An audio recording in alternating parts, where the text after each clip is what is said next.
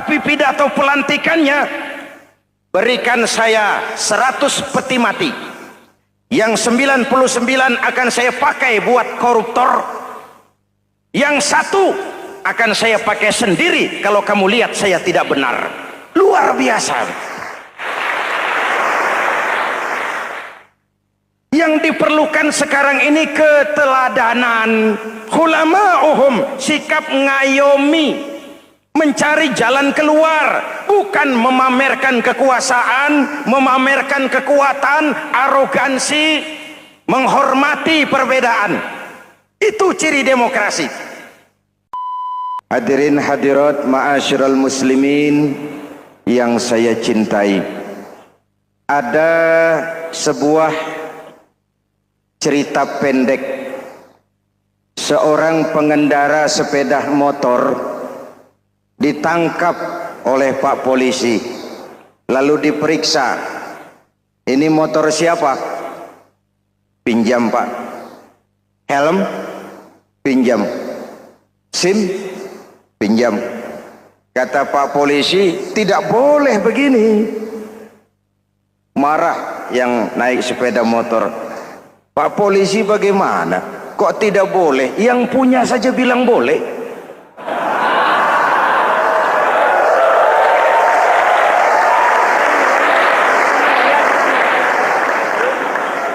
Cerita ini memberikan gambaran bagaimana masyarakat kita sekarang cenderung memboleh-bolehkan diri sendiri, melahirkan permissive society. Masyarakat serba boleh dengan ukuran sakarepe dewe. Itu sebabnya agama diturunkan. Dalam contoh yang indah, Rasul memberikan gambaran bahwa Islam ini bagaikan sebuah bangunan yang komponen pokoknya 5. Bunyal Islamu ala khamsin. Islam dibangun di atas 5 komponen pokok. Jadi kalau Islam ini ibarat bangunan, unsur penunjang pokoknya itu 5. Mari kita analogkan Islam dengan bangunan. Kalau saudara akan membangun rumah, sebelum pasang tiang, pasang genteng, pasang jendela, apa yang lebih dulu dibangun? Fondasi. Kalau Islam ibarat bangunan, fondasinya adalah syahadatu an la ilaha illallah wa anna muhammadar rasulullah. Ini fondasi. Jikalau kuat fondasi, aman bangunan. Jikalau rapuh fondasi, lentur dan luntur bangunan. Maka kuat atau tidak kuatnya bangunan Islam kita bergantung kepada keyakinan dasar tadi, fondasi. Saya bersaksi tidak ada Tuhan selain Allah, artinya saya tidak akan menyembah kecuali hanya kepada Allah. Orang yang benar fondasinya beres sujudnya. Kalau saya yakin tidak ada Tuhan selain Allah, saya tidak akan minta rezeki kecuali hanya kepada Allah. Orang yang benar fondasinya, giat bekerjanya, jauh dari tipu menipu, jauh dari renten, jauh dari riba, jauh dari korupsi, jauh dari judi. Keyakinan memberikan warna terhadap bentuk kepribadian. Kalau saya yakin tidak ada Tuhan selain Allah, saya tidak akan pernah takut kecuali hanya kepada Allah. Saya tidak akan melarikan persoalan kecuali hanya kepada Allah. Saya tidak akan menggantungkan hidup kecuali hanya kepada Allah. Saya tidak akan minta tolong kecuali hanya kepada Allah. Meresap ke dalam jiwa. Untuk keyakinan seperti ini, orang-orang tua kita dahulu berlinang air mata, bersimbah darah, bahkan berkorban nyawa, melaksanakan hijrah untuk mempertahankan keyakinan. Ini intan paling mahal dan ini mutiara paling berharga. Zaman boleh berubah, tapi pondasi tidak boleh goyah. Masa boleh berganti, tapi pondasi jangan sampai mati. Karena iman kita hidup, untuk iman kita berjuang, dan dalam iman kita ingin kembali menghadap Allah Subhanahu. Masih ingat cerita tentang Bilal? Masih? Mengulang kaji saja. Bilal itu budak sahaya. Ketika masuk Islam dipanggil oleh majikannya. Bilal, iya bos. Saya dengar kamu masuk Islam ya? Iya bos. Kok berani-beraninya kamu masuk Islam? Memangnya kamu budak siapa Bilal? Ya budak bos. Bos. Kamu kerja sama siapa? Sama bos. Bos. Yang gaji kamu siapa? Ya bos. Nah, kamu kan ngerti Bilal. Kamu budak saya, kamu kerja dengan saya, yang gaji kamu saya, yang beri makan saya. Kenapa? Kok beraninya masuk Islam padahal kamu belum saya kasih izin? Bos, bos boleh beli badan saya, tapi jangan mimpi bisa membeli jiwa saya. Tuhan boleh kuasai badan saya, tapi jangan mimpi bisa menguasai keyakinan saya. Saya memang benar Tuhan yang gaji, tapi kan saya digaji, saya kerja. Kerja itu kewajiban saya, gaji itu hak saya. Soal keyakinan, jangan ikut campur bos. Kurang ajar kamu Bilal. Biarin. Bilal, begini saja. Kalau kau mau meninggalkan keyakinanmu, meninggalkan Allah Tuhanmu, kau akan kami merdekakan. Tapi kalau kau tetap dalam keyakinanmu, kamu akan saya siksa sampai mati. Bagaimana? Jangan mimpi, bos. Lebih baik mati berkalang tanah daripada hidup bercermin bangkai.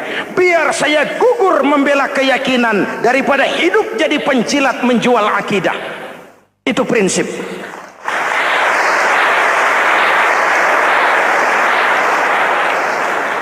Gendeng kamu.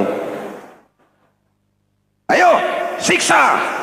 Tangannya diikat, dihimpit dengan batu berat, dijemur dengan terik matahari padang pasir, terkelupas kulitnya, mengalir darah dari sekujur badannya, pecah bibirnya.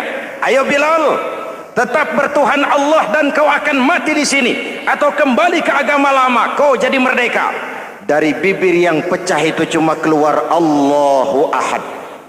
Bilal budak badannya, merdeka jiwanya, maka namanya ditulis dengan tinta emas dalam sejarah. Kita zaman sekarang merdeka badan kita, tapi sering budak mental dan jiwa kita, maka sejarah tidak pernah mau mencatat kita.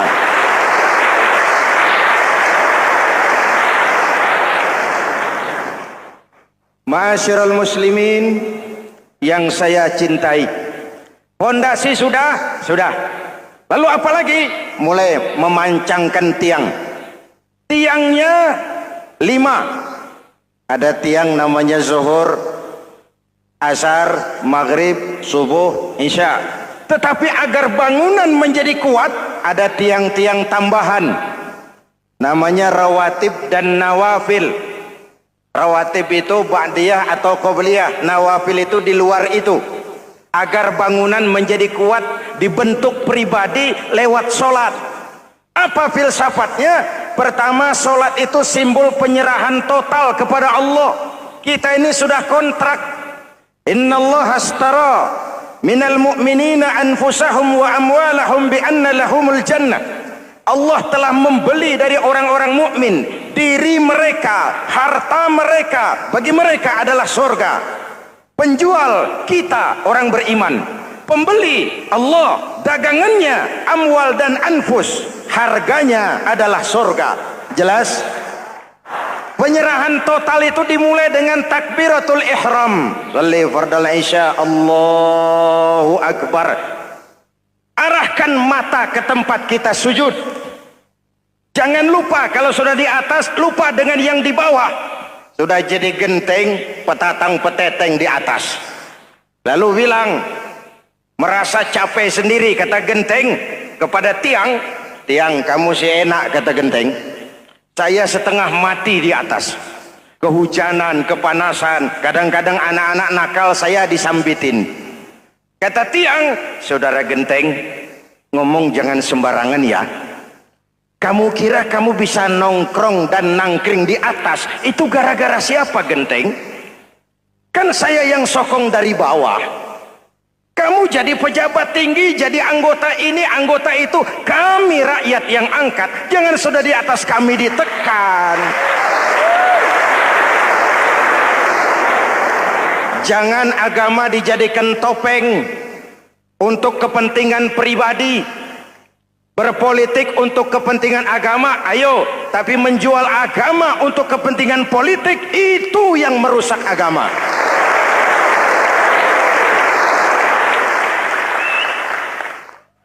Ini kan kita lagi prihatin sedang meluncur kasus Bulog Gate 2.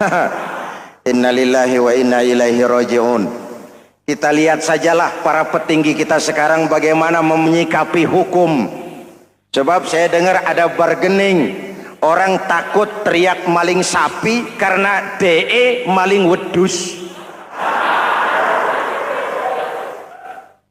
Tidak berani teriak ada maling sapi karena dia maling kambing. Yang lain maling ayam, dikumpulin ternyata maling semua.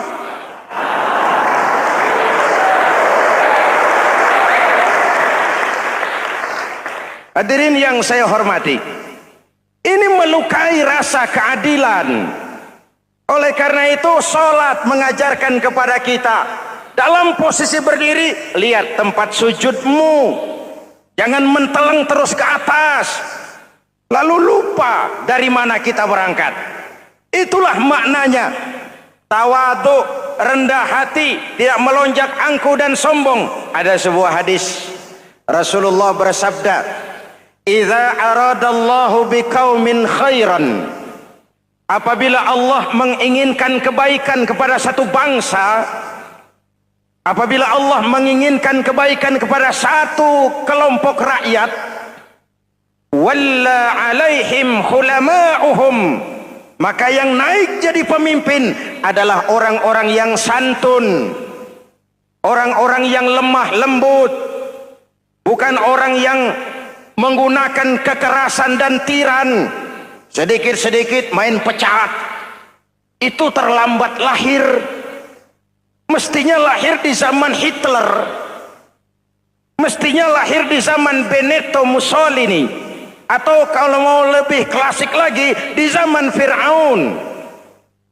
Kalau Allah menginginkan kebaikan kepada satu masyarakat, satu bangsa, satu negara, naiklah orang-orang yang santun, yang ngayomi, yang menjadi solusi dan jalan keluar untuk kepentingan rakyatnya, mampu memberikan keteladanan.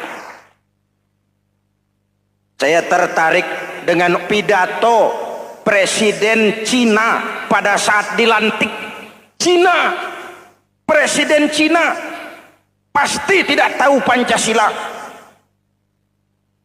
pasti tidak kenal Islam, tapi pidato pelantikannya, berikan saya 100 peti mati, yang 99 akan saya pakai buat koruptor, yang satu akan saya pakai sendiri kalau kamu lihat saya tidak benar.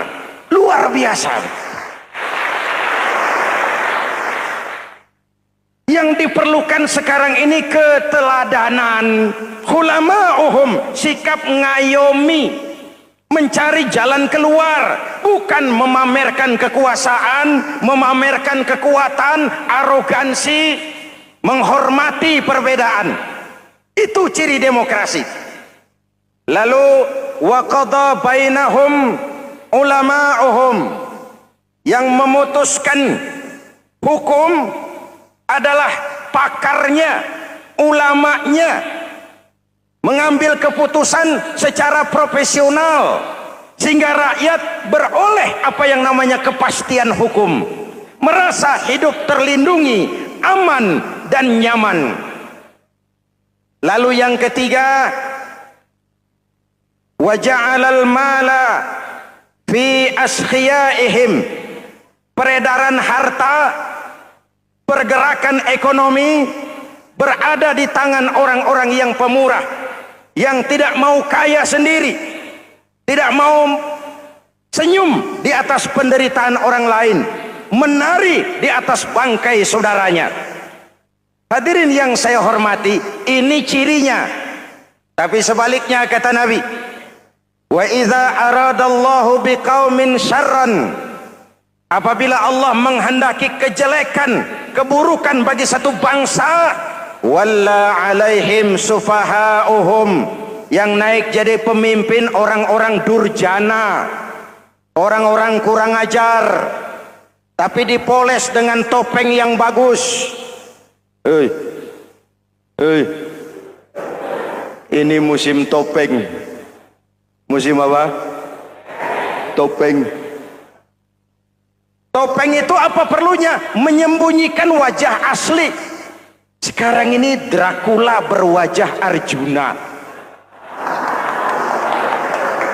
Ini musim topeng. Kita rakyat harus hati-hati dan punya filter, mampu memilah dan memilih. Walla alaihim sufahauhum wa qada bainahum juhaluhum, yang memutuskan hukum, yang mengambil keputusan orang-orang bodoh. Wa ja'alal mala fi bukhalaihim, peredaran harta, peredaran ekonomi jatuh di tangan orang-orang yang bakhil, yang tidak punya konsep menciptakan kemakmuran yang merata bagi seluruh rakyat Indonesia.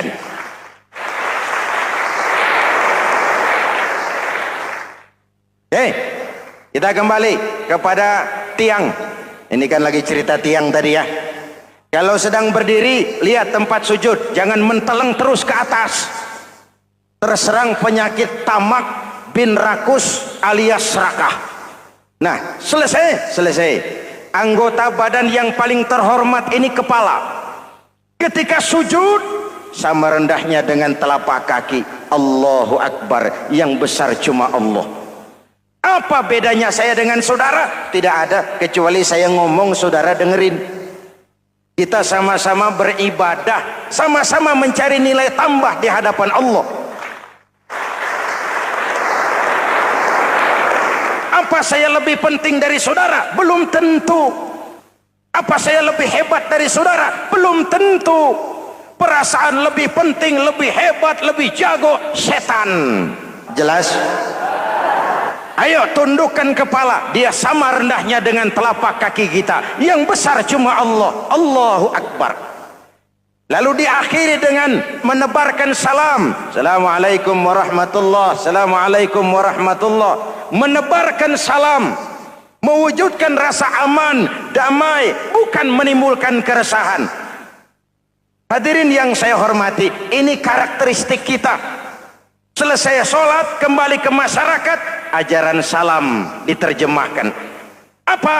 Rasulullah sallallahu alaihi wasallam bersabda, "Ufsus salam, wasilul arham, wa at'imut ta'am, wa sallu bil laili wan nasu niyam, tadkhulul jannata bisalam." Pertama, ufsus salam, tebarkan salam.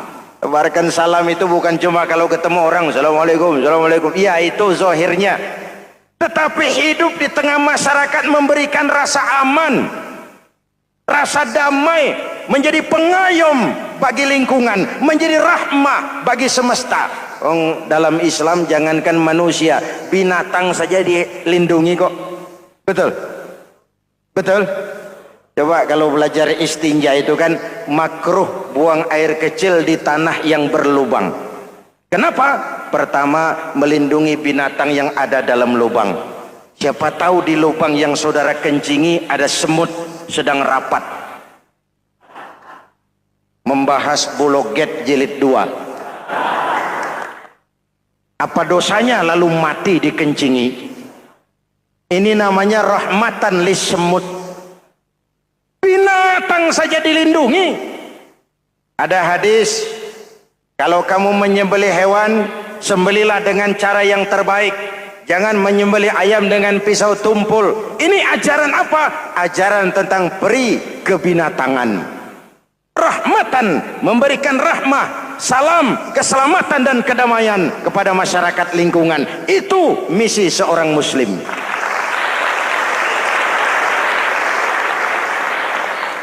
Hadirin hadirat ma'asyiral muslimin yang saya cintai, saya kembali kepada pesan Nabi tadi itu. Pertama, ufsus salam, sebarkan salam. Sekarang ini kan yang banyak sebarkan isu, sebarkan fitnah, hancurkan nama baik orang, hantam orang di mana-mana. Padahal yang diajarkan ufsus salam, sebarkan perdamaian, bukan permusuhan. Cari kebenaran, bukan kemenangan. Lalu yang kedua, wasilul arham, sambungkan silaturahmi, tegakkan semangat kekeluargaan dan persaudaraan. Karena kita sudah diikat dengan tali akidah. Mari kita saling bertanya setelah lewat hari-hari yang dimana kita seperti saling berhadapan, seperti tercabut dari akar budaya kita sebagai bangsa. Semangat gotong royong, semangat kekeluargaan makin lentur dan luntur, dan perlu kita angkat kembali ke permukaan. Silul arham, sambungkan semangat silaturahmi. Wa at'imut ta'am, berikan makan orang-orang yang kelaparan, mempunyai kepekaan dan kepedulian. Jangan menari di atas penderitaan orang, jangan tersenyum di atas isak tangis tetangga. At'imut ta'am, mempunyai kepedulian yang tinggi. Wa sallu bil laili wan nasu niyam, bangunlah di keheningan malam ketika orang sedang tidur. Istilah saya, kalau mau telepon Allah, jangan lupa nomor teleponnya itu 44342. Jumlahnya 17. Zuhur, asar, maghrib, isya, subuh 44342. Jangan ragu-ragu, kalau angka cukup telepon sambung. Kalau angka kurang, hati-hati salah sambung. Pak, mau sambung yang lebih cepat bagaimana? Bisa, selain nomor itu, coba pakai sambungan langsung jarak jauh. Namanya SLJJ. Kapan? Tengah malam. Kenapa tengah malam? Lebih murah. Lebih murah. Saluran kosong, telepon jarang yang pakai, orang banyak tidur. Wa minal laili fatahajjad bihi nafilatan lak asa ayyab'atsaka rabbuka maqaman mahmuda. Nun, di keheningan malam bangun. Seperti bapak-bapak, ibu-ibu sering bangun tengah malam ya Bu? Ya. Ngapain? Kalau bangun tengah malamnya sih saya percaya, cuma urusannya apa? Kira bangun tengah malam mau tahajud, malaikat sudah mau nulis, cuma buang air kecil, tidur lagi. Hampir salah tulis saya.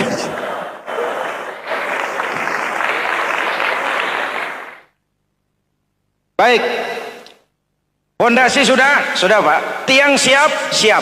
Lalu apa lagi? Nah, rumah itu supaya ada batas, perlu pagar, dinding, tembok. Yang jadi batas, dinding, tembok, puasa. Asyamu junnatun, puasa adalah dinding, benteng yang menyelamatkan manusia jangan sampai menyentuh wilayah lain.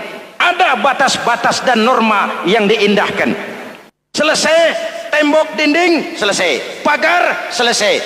Lah rumah itu supaya bersih, kan harus ada kamar mandi, jendela, pintu, yang fungsinya membersihkan zakat. Kalau dia zakatul mal, dia bersihkan harta kita. Kalau dia zakatul fitrah, dia bersihkan jiwa kita. Kalau dia zakatul tijarah, dia bersihkan bisnis kita. Kalau dia zakatul ma'adin, dia bersihkan barang tambang kita. Karena itu dalam kitab-kitab fikih dikatakan zakat itu adalah harta yang tu'khazu min aghniyaihim wa turaddu ila fuqaraihim. Kiai Haji Zainuddin Hamidi, atau dikenal sebagai Kiai Haji Zainuddin MZ. Beliau lahir pada tanggal 2 Maret 1952.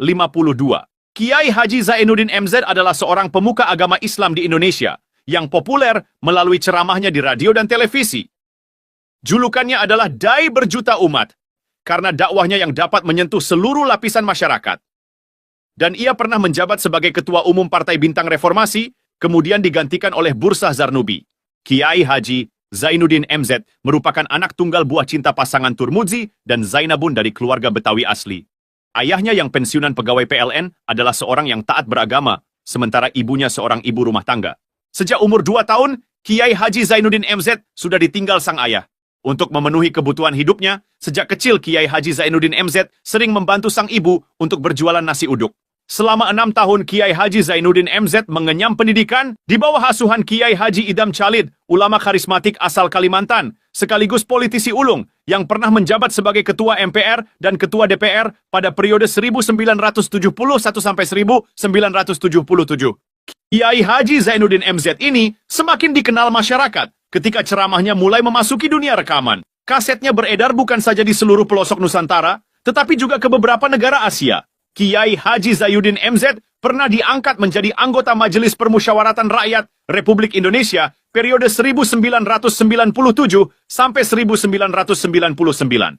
Beliau pernah mengisi di suatu acara TV, seperti acara Tabligh Akbar Ramadan, Indosiar mulai dari tahun 2000 sampai tahun 2001. Acara TV pengantar sahur dan berbuka puasa, Indosiar, dari tahun 1999 sampai 2002.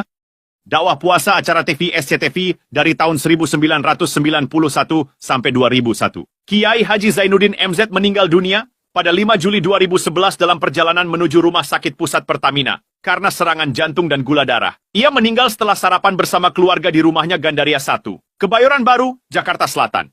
Itulah biografi singkat dari beliau. Mari kita kirimkan Al-Fatihah untuk beliau, Kiai Haji Zainuddin MZ. Jikalau kuat fondasi, aman bangunan. Jikalau rapuh pondasi, lentur dan luntur bangunan. Maka kuat atau tidak kuatnya bangunan Islam kita bergantung kepada keyakinan dasar tadi, fondasi. Saya bersaksi tidak ada Tuhan selain Allah, artinya saya tidak akan menyembah kecuali hanya kepada Allah. Orang yang benar fondasinya beres sujudnya. Kalau saya yakin tidak ada Tuhan selain Allah, saya tidak akan minta rezeki kecuali hanya kepada Allah. Orang yang benar fondasinya, giat bekerjanya, jauh dari tipu menipu, jauh dari renten, jauh dari riba, jauh dari korupsi, jauh dari judi. Keyakinan memberikan warna terhadap bentuk kepribadian. Kalau saya yakin tidak ada Tuhan selain Allah, saya tidak akan pernah takut kecuali hanya kepada Allah. Saya tidak akan melarikan persoalan kecuali hanya kepada Allah. Saya tidak akan menggantungkan hidup kecuali hanya kepada Allah. Saya tidak akan minta tolong kecuali hanya kepada Allah. Meresap ke dalam jiwa. Untuk keyakinan seperti ini, orang-orang tua kita dahulu berlinang air mata, bersimbah darah, bahkan berkorban nyawa, melaksanakan hijrah untuk mempertahankan keyakinan. Ini intan paling mahal dan ini mutiara paling berharga. Zaman boleh berubah, tapi pondasi tidak boleh goyah. Masa boleh berganti, tapi pondasi jangan sampai mati. Karena iman kita hidup, untuk iman kita berjuang, dan dalam iman kita ingin kembali menghadap Allah Subhanahu. Masih ingat cerita tentang Bilal? Masih? Mengulang kaji saja. Bilal itu budak sahaya. Ketika masuk Islam, dipanggil oleh majikannya. Bilal, iya bos. Saya dengar kamu masuk Islam ya? Iya bos. Kok berani-beraninya kamu masuk Islam? Memangnya kamu budak siapa Bilal? Iya budak bos. Bos. Kamu kerja sama siapa? Sama bos. Bos. Yang gaji kamu siapa? Ya bos. Nah, kamu kan ngerti Bilal. Kamu budak saya, kamu kerja dengan saya, yang gaji kamu saya, yang beri makan saya. Kenapa? Kok beraninya masuk Islam padahal kamu belum saya kasih izin? Bos, bos boleh beli badan saya, tapi jangan mimpi bisa membeli jiwa saya. Tuhan boleh kuasai badan saya, tapi jangan mimpi bisa menguasai keyakinan saya. Saya memang benar Tuhan yang gaji, tapi kan saya digaji, saya kerja. Kerja itu kewajiban saya, gaji itu hak saya. Soal keyakinan, jangan ikut campur bos. Kurang ajar kamu Bilal. Biarin. Bilal, begini saja. Kalau kau mau meninggalkan keyakinanmu, meninggalkan Allah Tuhanmu, kau akan kami merdekakan.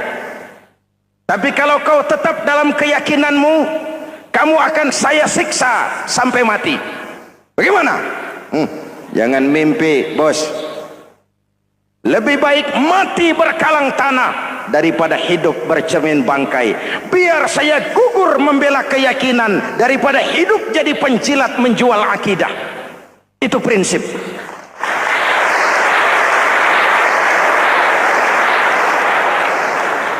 Gendeng kamu.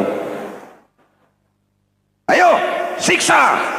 Tangannya diikat, dihimpit dengan batu berat, dijemur dengan terik matahari padang pasir, terkelupas kulitnya, mengalir darah dari sekujur badannya, pecah bibirnya.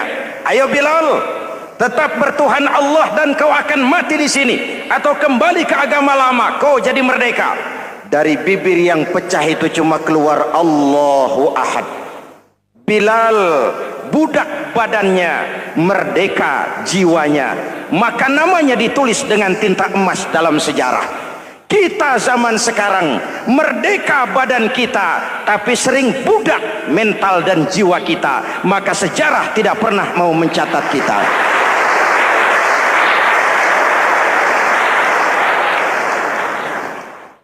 Masyarul muslimin yang saya cintai, fondasi sudah.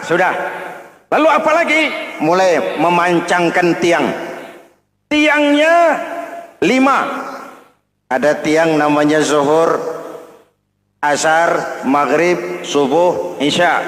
Tetapi agar bangunan menjadi kuat, ada tiang-tiang tambahan. Namanya rawatib dan nawafil. Rawatib itu ba'diyah atau qobliyah, nawafil itu di luar itu. Agar bangunan menjadi kuat, dibentuk pribadi lewat solat. Apa filsafatnya? Pertama, solat itu simbol penyerahan total kepada Allah. Kita ini sudah kontrak. Innallaha astara minal mu'minina anfusahum wa amwalahum bi anna lahumul jannah. Allah telah membeli dari orang-orang mukmin diri mereka, harta mereka, bagi mereka adalah surga. Penjual kita orang beriman, pembeli Allah, dagangannya amwal dan anfus, harganya adalah surga. Jelas? Penyerahan total itu dimulai dengan takbiratul ihram. Shalli fardal isya, Allahu akbar. Arahkan mata ke tempat kita sujud. Jangan lupa kalau sudah di atas, lupa dengan yang di bawah. Sudah jadi genteng, petatang peteteng di atas. Lalu bilang, merasa capek sendiri, kata genteng kepada tiang. Tiang, kamu sih enak, kata genteng. Saya setengah mati di atas. Kehujanan, kepanasan, kadang-kadang anak-anak nakal saya disambitin. Kata tiang, saudara genteng, ngomong jangan sembarangan ya. Kamu kira kamu bisa nongkrong dan nangkring di atas, itu gara-gara siapa genteng? Kan saya yang sokong dari bawah. Kamu jadi pejabat tinggi, jadi anggota ini, anggota itu. Kami rakyat yang angkat, jangan sudah di atas kami ditekan. Jangan agama dijadikan topeng untuk kepentingan pribadi. Berpolitik untuk kepentingan agama, ayo. Tapi menjual agama untuk kepentingan politik, itu yang merusak agama.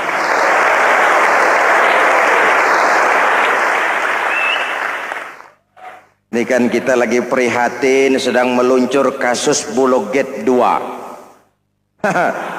Innalillahi wa inna ilaihi raji'un. Kita lihat sajalah para petinggi kita sekarang bagaimana menyikapi hukum. Sebab saya dengar ada bargaining, orang takut teriak maling sapi karena DE maling wedus. Tidak berani teriak ada maling sapi karena dia maling kambing. Yang lain maling ayam, dikumpulin ternyata maling semua.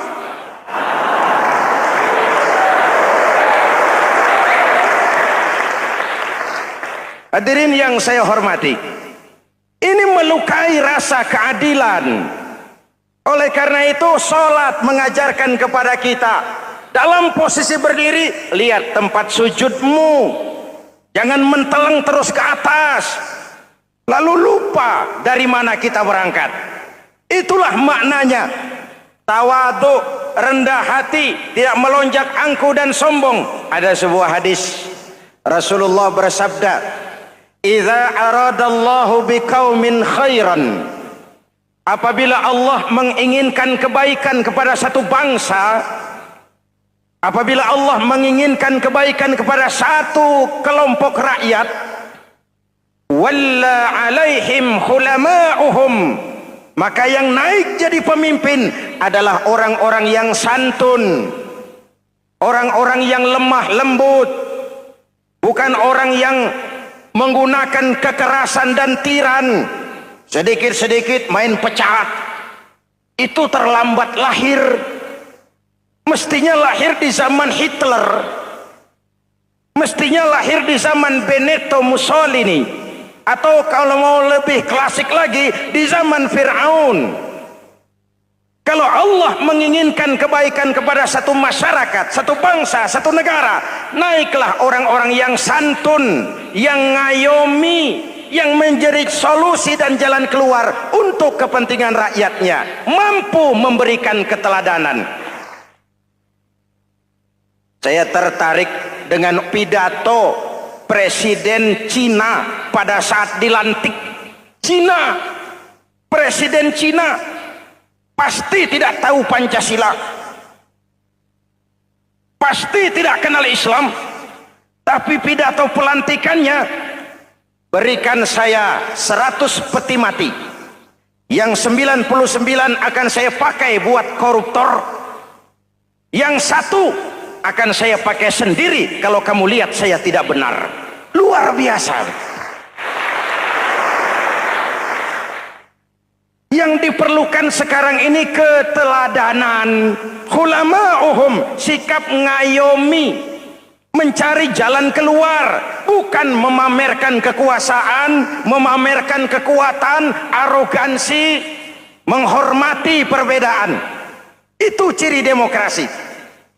Lalu waqadha bainahum ulama'uhum, yang memutuskan hukum adalah pakarnya, ulamanya, mengambil keputusan secara profesional sehingga rakyat beroleh apa yang namanya kepastian hukum, merasa hidup terlindungi, aman dan nyaman.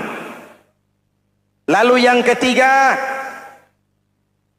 wa ja'alal mala fi askhiyaihim, peredaran harta, pergerakan ekonomi berada di tangan orang-orang yang pemurah, yang tidak mau kaya sendiri, tidak mau senyum di atas penderitaan orang lain, menari di atas bangkai saudaranya. Hadirin yang saya hormati, ini cirinya. Tapi sebaliknya kata Nabi, wa idza aradallahu biqaumin syarran, apabila Allah menghendaki kejelekan, keburukan bagi satu bangsa, walla alaihim sufahauhum, yang naik jadi pemimpin orang-orang durjana, orang-orang kurang ajar, tapi dipoles dengan topeng yang bagus. Hei, hei, ini musim topeng. Musim apa? Topeng. Topeng itu apa perlunya? Menyembunyikan wajah asli. Sekarang ini Dracula berwajah Arjuna. Ini musim topeng. Kita rakyat harus hati-hati dan punya filter, mampu memilah dan memilih. Walla alaihim sufaha'uhum wa qada bainahum juhaluhum. Yang memutuskan hukum, yang mengambil keputusan orang-orang bodoh. Wa ja'alal mala fi bukhalaihim. Peredaran harta, peredaran ekonomi jatuh di tangan orang-orang yang bakhil, yang tidak punya konsep menciptakan kemakmuran yang merata bagi seluruh rakyat Indonesia.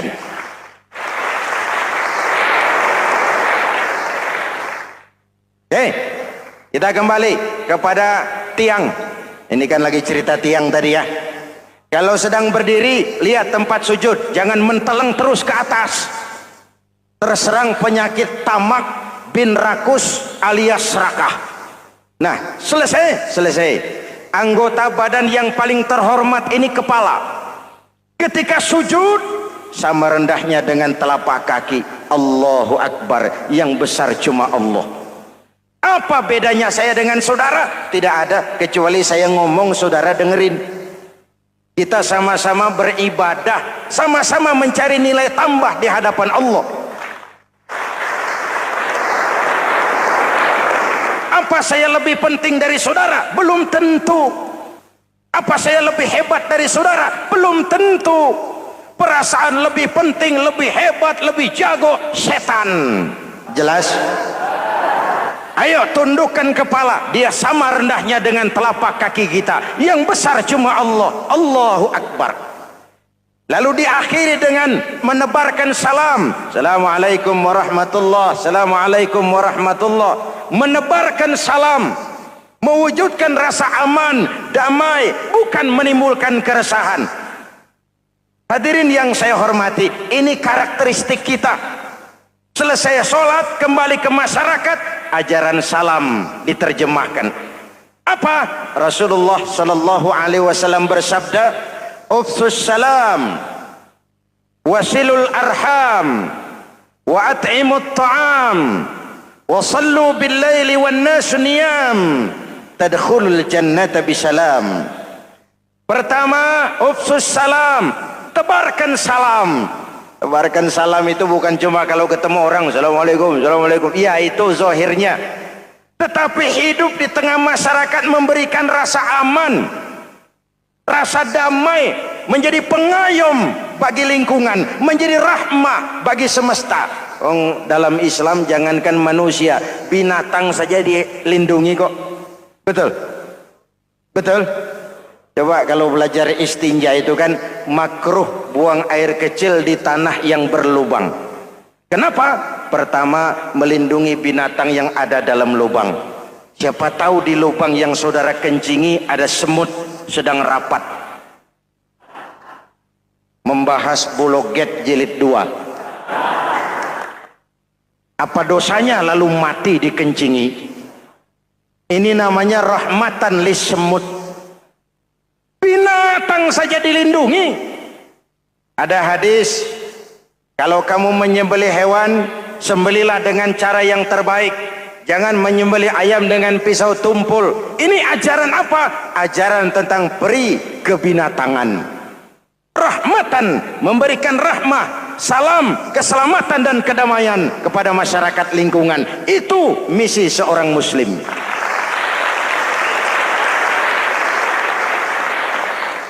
Hadirin, hadirat, ma'asyiral muslimin yang saya cintai.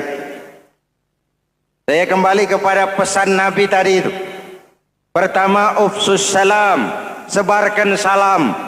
Sekarang ini kan yang banyak sebarkan isu, sebarkan fitnah, hancurkan nama baik orang, hantam orang di mana-mana. Padahal yang diajarkan ufsus salam, sebarkan perdamaian, bukan permusuhan. Cari kebenaran, bukan kemenangan. Lalu yang kedua, wasilul arham, sambungkan silaturahmi, tegakkan semangat kekeluargaan dan persaudaraan. Karena kita sudah diikat dengan tali akidah. Mari kita saling bertanya setelah lewat hari-hari yang dimana kita seperti saling berhadapan, seperti tercabut dari akar budaya kita sebagai bangsa. Semangat gotong royong, semangat kekeluargaan makin lentur dan luntur, dan perlu kita angkat kembali ke permukaan. Silul arham, sambungkan semangat silaturahmi. Wa at'imut ta'am, berikan makan orang-orang yang kelaparan.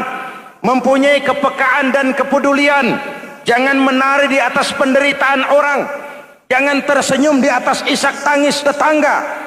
At'imut ta'am, mempunyai kepedulian yang tinggi. Wasallu bil laili wan nasu niyam, bangunlah di keheningan malam ketika orang sedang tidur.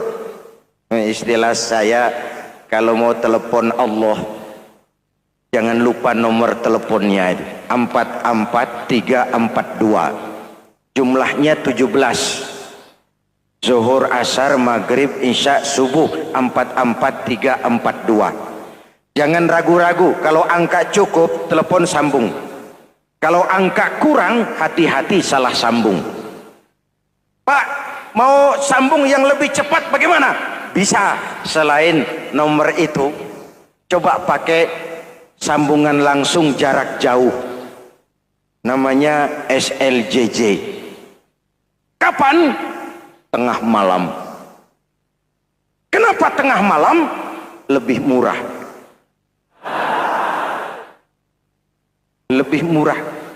Saluran kosong, telepon jarang yang pakai, orang banyak tidur. Wa minal laili fatahajjad bihi nafilatan lak asa ayyab'athaka rabbuka maqaman mahmuda. Nun di keheningan malam, bangun. Seperti bapak-bapak, ibu-ibu sering bangun tengah malam ya Bu? Ya. Ngapain? Kalau bangun tengah malamnya sih saya percaya, cuma urusannya apa? Kira bangun tengah malam mau tahajud, malaikat sudah mau nulis, cuma buang air kecil, tidur lagi. Hampir salah tulis saya.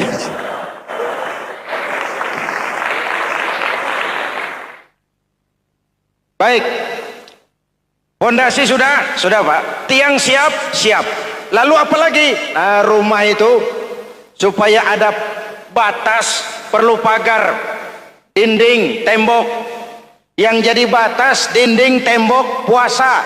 Asyamu junnatun, puasa adalah dinding, benteng yang menyelamatkan manusia jangan sampai menyentuh wilayah lain.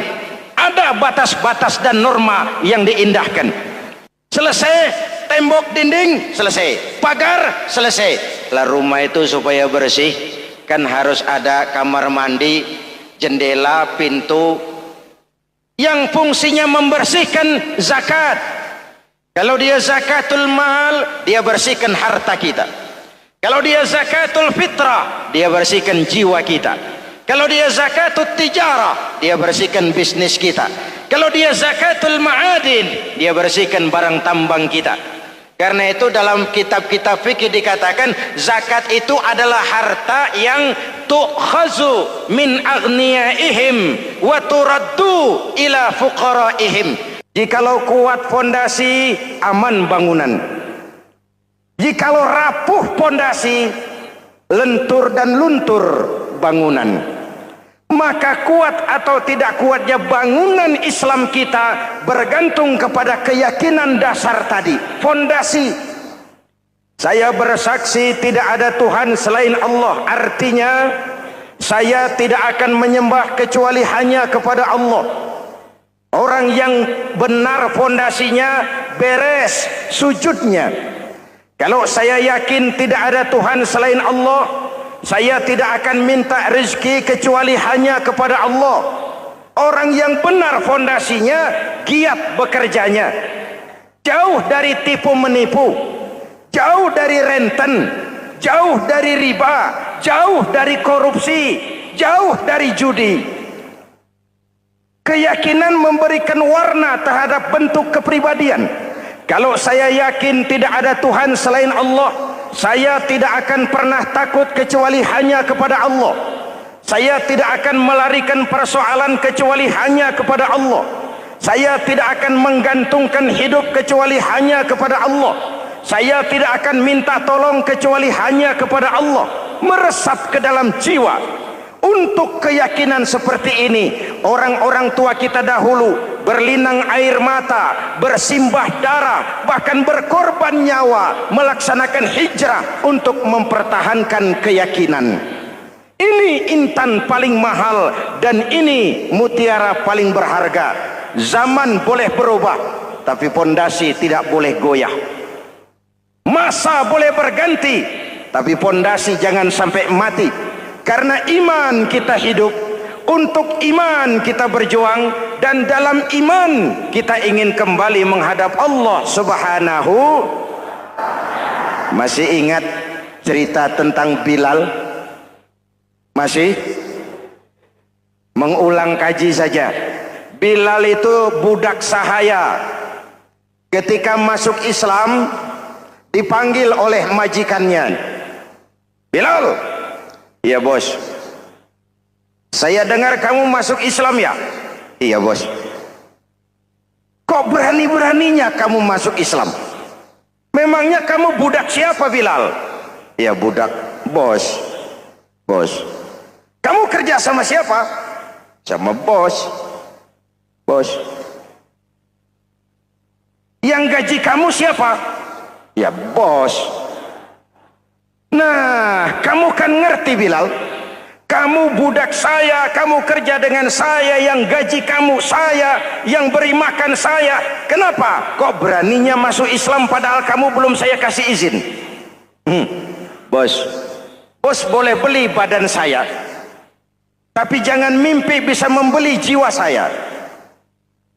Tuhan boleh kuasai badan saya, tapi jangan mimpi bisa menguasai keyakinan saya. Saya memang benar Tuhan yang gaji, tapi kan saya digaji, saya kerja. Kerja itu kewajiban saya, gaji itu hak saya. Soal keyakinan, jangan ikut campur bos. Kurang ajar kamu Bilal. Biarin. Bilal, begini saja. Kalau kau mau meninggalkan keyakinanmu, meninggalkan Allah Tuhanmu, kau akan kami merdekakan. Tapi kalau kau tetap dalam keyakinanmu, kamu akan saya siksa sampai mati. Bagaimana? Jangan mimpi bos. Lebih baik mati berkalang tanah daripada hidup bercermin bangkai. Biar saya gugur membela keyakinan daripada hidup jadi penjilat menjual akidah. Itu prinsip.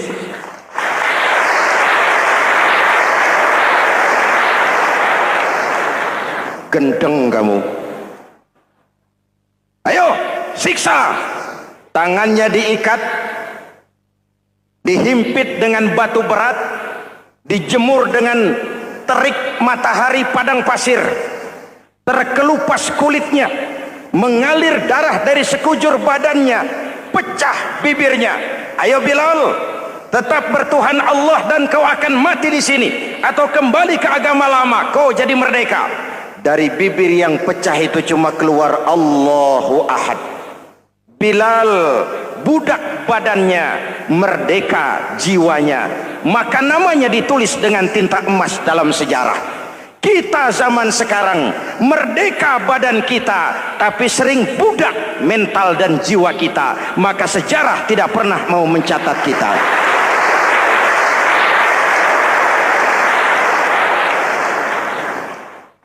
Masyarul muslimin yang saya cintai, fondasi sudah. Lalu apa lagi? Mulai memancangkan tiang. Tiangnya 5. Ada tiang namanya zuhur, asar, maghrib, subuh, isya. Tetapi agar bangunan menjadi kuat, ada tiang-tiang tambahan, namanya rawatib dan nawafil. Rawatib itu ba'diyah atau qobliyah, nawafil itu di luar itu. Agar bangunan menjadi kuat, dibentuk pribadi lewat sholat. Apa filsafatnya? Pertama, sholat itu simbol penyerahan total kepada Allah. Kita ini sudah kontrak. Innallaha astara minal mu'minina anfusahum wa amwalahum bi anna lahumul jannah. Allah telah membeli dari orang-orang mukmin diri mereka, harta mereka, bagi mereka adalah surga. Penjual kita orang beriman, pembeli Allah, dagangannya amwal dan anfus, harganya adalah surga. Jelas? Penyerahan total itu dimulai dengan takbiratul ihram. Shalli fardal isya, Allahu akbar. Arahkan mata ke tempat kita sujud. Jangan lupa kalau sudah di atas, lupa dengan yang di bawah. Sudah jadi genteng, petatang peteteng di atas. Lalu bilang, merasa capek sendiri, kata genteng kepada tiang. Tiang, kamu sih enak, kata genteng. Saya setengah mati di atas. Kehujanan, kepanasan, kadang-kadang anak-anak nakal saya disambitin. Kata tiang, saudara genteng, ngomong jangan sembarangan ya. Kamu kira kamu bisa nongkrong dan nangkring di atas, itu gara-gara siapa genteng? Kan saya yang sokong dari bawah. Kamu jadi pejabat tinggi, jadi anggota ini, anggota itu. Kami rakyat yang angkat, jangan sudah di atas kami ditekan. Jangan agama dijadikan topeng untuk kepentingan pribadi. Berpolitik untuk kepentingan agama, ayo. Tapi menjual agama untuk kepentingan politik, itu yang merusak agama.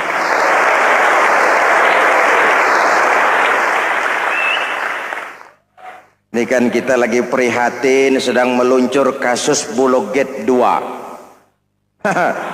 Innalillahi wa inna ilaihi raji'un. Kita lihat sajalah para petinggi kita sekarang bagaimana menyikapi hukum. Sebab saya dengar ada bargaining, orang takut teriak maling sapi karena DE maling wedus. Tidak berani teriak ada maling sapi karena dia maling kambing. Yang lain maling ayam, dikumpulin ternyata maling semua.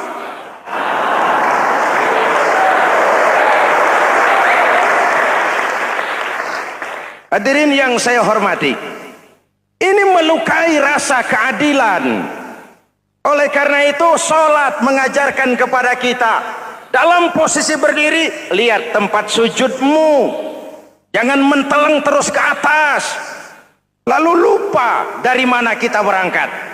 Itulah maknanya tawadhu, rendah hati, tidak melonjak angku dan sombong. Ada sebuah hadis Rasulullah bersabda, "Idza aradallahu biqaumin khairan." Apabila Allah menginginkan kebaikan kepada satu bangsa, apabila Allah menginginkan kebaikan kepada satu kelompok rakyat, walla alaihim hulama'uhum, maka yang naik jadi pemimpin adalah orang-orang yang santun, orang-orang yang lemah lembut, bukan orang yang menggunakan kekerasan dan tiran. Sedikit-sedikit main pecat, itu terlambat lahir. Mestinya lahir di zaman Hitler, mestinya lahir di zaman Benito Mussolini, atau kalau mau lebih klasik lagi di zaman Fir'aun. Kalau Allah menginginkan kebaikan kepada satu masyarakat, satu bangsa, satu negara, naiklah orang-orang yang santun, yang ngayomi, yang menjadi solusi dan jalan keluar untuk kepentingan rakyatnya, mampu memberikan keteladanan. Saya tertarik dengan pidato Presiden Cina pada saat dilantik. Cina, Presiden Cina pasti tidak tahu Pancasila, pasti tidak kenal Islam, Tapi pidato pelantikannya, berikan saya 100 peti mati, yang 99 akan saya pakai buat koruptor, yang satu akan saya pakai sendiri kalau kamu lihat saya tidak benar. Luar biasa. Yang diperlukan sekarang ini keteladanan. Hulama'uhum, sikap ngayomi, mencari jalan keluar, bukan memamerkan kekuasaan, memamerkan kekuatan, arogansi, menghormati perbedaan. Itu ciri demokrasi. Lalu wa qada bainahum ulama'uhum, yang memutuskan hukum adalah pakarnya, ulamanya, mengambil keputusan secara profesional sehingga rakyat beroleh apa yang namanya kepastian hukum, merasa hidup terlindungi, aman dan nyaman. Lalu yang ketiga, wa ja'alal mala fi askhiyaihim, peredaran harta, pergerakan ekonomi berada di tangan orang-orang yang pemurah, yang tidak mau kaya sendiri, tidak mau senyum di atas penderitaan orang lain, menari di atas bangkai saudaranya. Hadirin yang saya hormati, ini cirinya. Tapi sebaliknya kata Nabi, wa idza aradallahu biqaumin syarran, apabila Allah menghendaki kejelekan, keburukan bagi satu bangsa, walla alaihim sufaha'uhum, yang naik jadi pemimpin orang-orang durjana, orang-orang kurang ajar, tapi dipoles dengan topeng yang bagus. Ini musim topeng. Musim apa? Topeng. Topeng itu apa perlunya? Menyembunyikan wajah asli.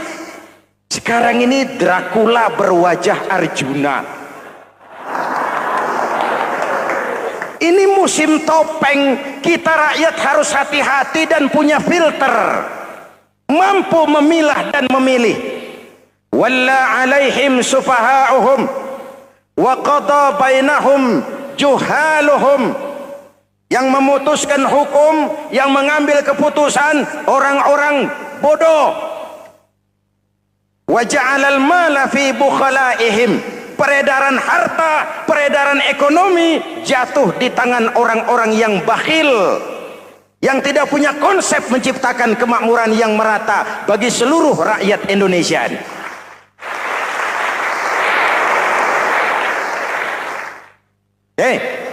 Kita kembali kepada tiang. Ini kan lagi cerita tiang tadi ya. Kalau sedang berdiri, lihat tempat sujud, jangan menteleng terus ke atas. Terserang penyakit tamak bin rakus alias serakah. Nah, selesai. Anggota badan yang paling terhormat ini kepala. Ketika sujud, sama rendahnya dengan telapak kaki. Allahu Akbar, yang besar cuma Allah. Apa bedanya saya dengan saudara? Tidak ada, kecuali saya ngomong saudara dengerin. Kita sama-sama beribadah, sama-sama mencari nilai tambah di hadapan Allah. Apa saya lebih penting dari saudara? Belum tentu. Apa saya lebih hebat dari saudara? Belum tentu. Perasaan lebih penting, lebih hebat, lebih jago setan. Jelas? Ayo tundukkan kepala, dia sama rendahnya dengan telapak kaki kita. Yang besar cuma Allah. Allahu Akbar. Lalu diakhiri dengan menebarkan salam. Assalamualaikum warahmatullah. Assalamualaikum warahmatullah. Menebarkan salam, mewujudkan rasa aman, damai, bukan menimbulkan keresahan. Hadirin yang saya hormati, ini karakteristik kita. Selesai sholat, kembali ke masyarakat, ajaran salam diterjemahkan. Apa? Rasulullah sallallahu alaihi wasallam bersabda, "Ufsus salam, wasilul arham, wa at'imut ta'am, wa sallu bil laili wan nas niyam, tadkhulul jannata bisalam. Pertama, ufsus salam, tebarkan salam. Tebarkan salam itu bukan cuma kalau ketemu orang, assalamualaikum, assalamualaikum. Iya, itu zahirnya. Tetapi hidup di tengah masyarakat memberikan rasa aman, rasa damai, menjadi pengayom bagi lingkungan, menjadi rahmah bagi semesta. Dalam Islam jangankan manusia, binatang saja dilindungi kok. Betul? Betul? Coba kalau belajar istinja itu kan makruh buang air kecil di tanah yang berlubang. Kenapa? Pertama, melindungi binatang yang ada dalam lubang. Siapa tahu di lubang yang saudara kencingi ada semut sedang rapat. Membahas Bologet jilid 2. Apa dosanya lalu mati dikencingi? Ini namanya rahmatan lis semut. Binatang saja dilindungi. Ada hadis, kalau kamu menyembelih hewan, sembelilah dengan cara yang terbaik. Jangan menyembelih ayam dengan pisau tumpul. Ini ajaran apa? Ajaran tentang peri kebinatangan. Rahmatan, memberikan rahmah, salam, keselamatan dan kedamaian kepada masyarakat lingkungan. Itu misi seorang muslim.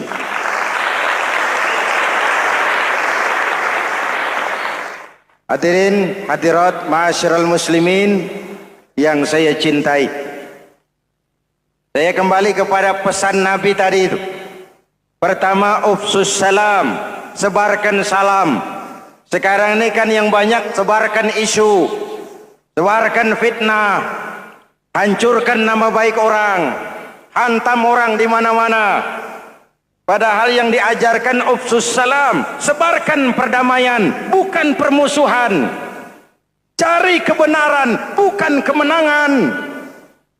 Lalu yang kedua, wasilul arham, sambungkan silaturahmi, tegakkan semangat kekeluargaan dan persaudaraan.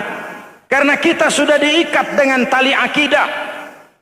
Mari kita saling bertanya setelah lewat hari-hari yang dimana kita seperti saling berhadapan, seperti tercabut dari akar budaya kita sebagai bangsa. Semangat gotong royong, semangat kekeluargaan makin lentur dan luntur, dan perlu kita angkat kembali ke permukaan. Silul arham, sambungkan semangat silaturahmi. Wa at'imut ta'am, berikan makan orang-orang yang kelaparan. Mempunyai kepekaan dan kepedulian. Jangan menari di atas penderitaan orang, jangan tersenyum di atas isak tangis tetangga. At'imut ta'am, mempunyai kepedulian yang tinggi. Wasallu bil laili wan nasu niyam, bangunlah di keheningan malam ketika orang sedang tidur. Istilah saya, kalau mau telepon Allah, jangan lupa nomor teleponnya itu 44342. Jumlahnya 17. Zuhur, asar, maghrib, isya, subuh 44342. Jangan ragu-ragu, kalau angka cukup telepon sambung. Kalau angka kurang, hati-hati salah sambung. Pak, mau sambung yang lebih cepat bagaimana? Bisa, selain nomor itu coba pakai sambungan langsung jarak jauh, namanya SLJJ. Kapan? Tengah malam. Kenapa tengah malam? Lebih murah. Lebih murah. Saluran kosong, telepon jarang yang pakai, orang banyak tidur. Wa minal laili fatahajjad bihi nafilatan lak asa ayyab'atsaka rabbuka maqaman mahmuda. Nun, di keheningan malam bangun. Seperti bapak-bapak, ibu-ibu sering bangun tengah malam ya Bu? Ya. Ngapain? Kalau bangun tengah malamnya sih saya percaya, cuma urusannya apa? Kira bangun tengah malam mau tahajud, malaikat sudah mau nulis, cuma buang air kecil, tidur lagi. Hampir salah tulis saya.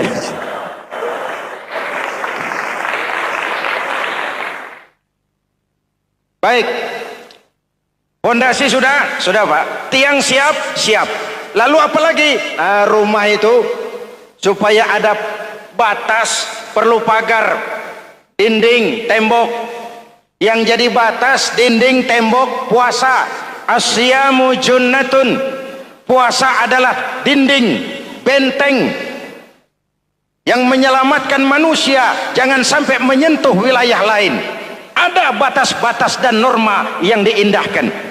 Selesai, tembok, dinding, selesai. Pagar, selesai.